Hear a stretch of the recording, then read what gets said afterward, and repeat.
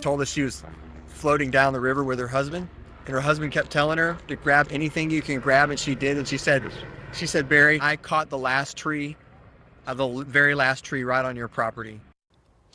That was Barry Adelman, who took this picture of a family friend clinging to a tree in Center Point.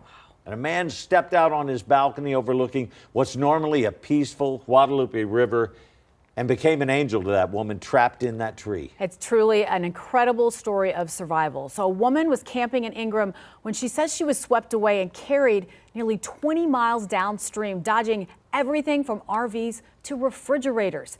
And how she made it out alive is nothing short of remarkable.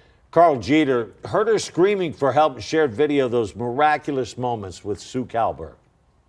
I'd like for you to take a look at that majestic cypress tree on the far bank of the Guadalupe River here in Center Point, Texas. Her branches, her upper branches, big branches, have been ripped from her, but she stood strong as a 22-year-old woman was swept about 20 miles downstream from Ingram all the way here to Center Point. She sheltered that woman as the woman waited for daylight. When the neighbor came outside, he heard her screaming for help, and they were able to rescue her from that tree. True miracle. There's no other way to explain it. You heard her screaming. I did. Carl Jeter stepped onto his porch and became one desperate woman's hero. She saw me, so she started to scream out loud.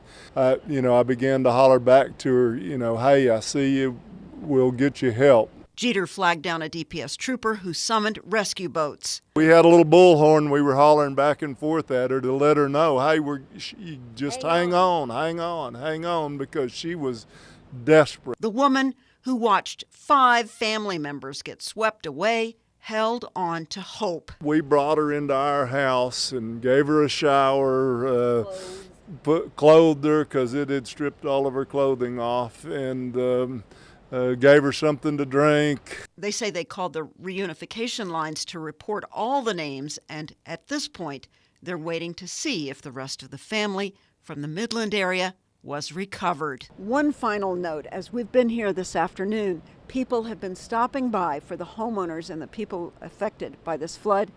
They've been offering to help. Homeowners say, come back tomorrow when the river has settled down a bit. That's good to know, right? That we're still Texans and we still love and help one another. In Center Point, Sue Calber, KENS 5.